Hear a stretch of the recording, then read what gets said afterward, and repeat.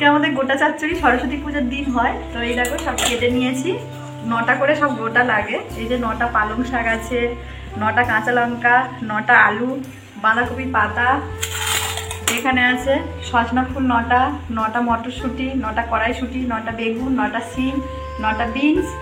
আর এই দেখো এখানে আছে লাউ ডাঁটা, আর এদিকে মটরশুঁটি আছে, মটরশুঁটি।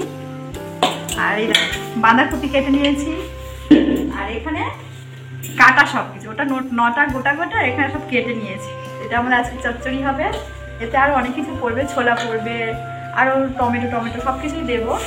তো এখন সবে কাটাকুটিটা শেষ হলো, রান্না বান্না হবে একটু পরে।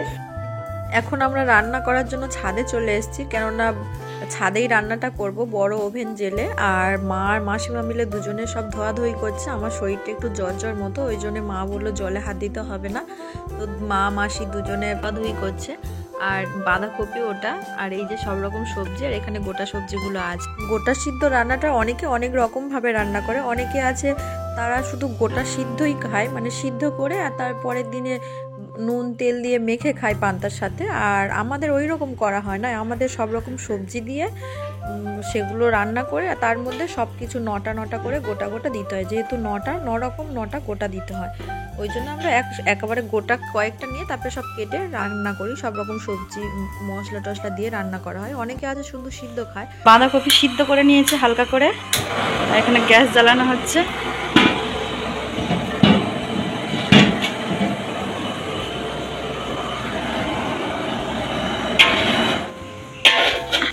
কড়া গরম হয়ে গেছে, তেল দেবো।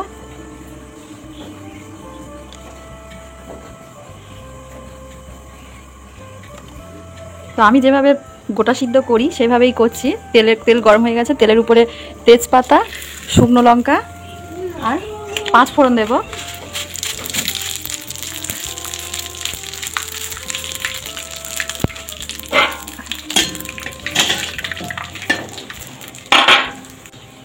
এবার দেবো টমেটো,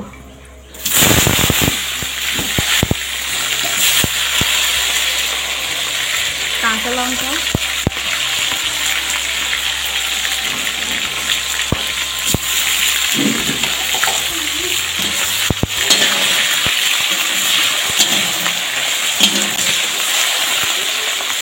চিনি, আদা বাটা।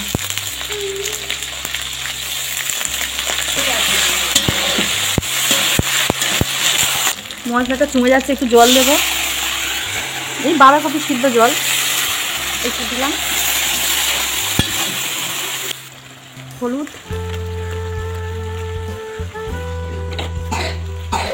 লঙ্কা গুঁড়ো,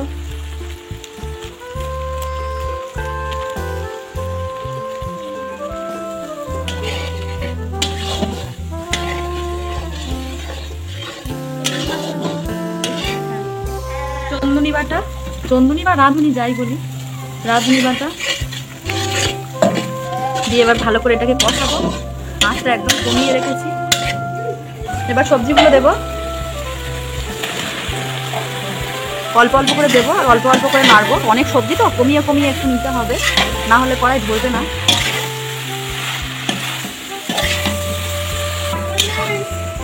এবার এইটা দিয়ে দেবো।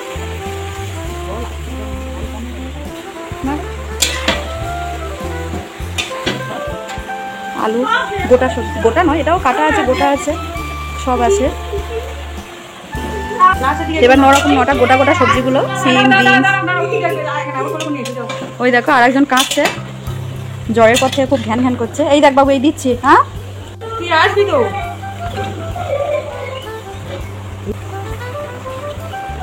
এগুলো গোটা সবজি সব। এখনো আছে, বাঁধাকপি পড়বে, একটু কমে যাক তারপরে বাঁধাকপিটা দেবো। ছোলা মটরগুলো দিয়ে দেবো একটু সিদ্ধ হওয়ার জন্য। আমার ছেলে দিচ্ছে, খুব কেঁদেছে, মনটা খারাপ, তো বলছে আমি ছোলা মটর দেবো। তো ওই ছোলা মটর দিচ্ছে।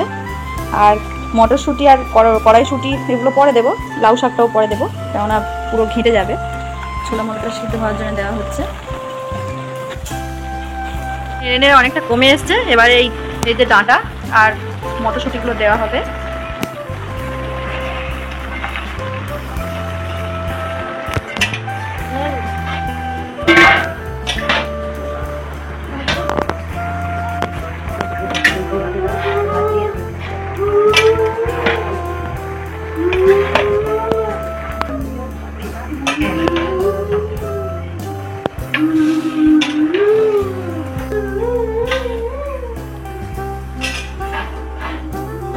চচ্চড়ি প্রায় হয়ে এসেছে, টান টান হয়ে গেছে। এবার এতে একটু জিরে ভেজে দিয়ে দেবো। আজকে চচ্চড়িটা মাই করলো, শরীরটা খারাপ, জ্বর জ্বর মতো তো।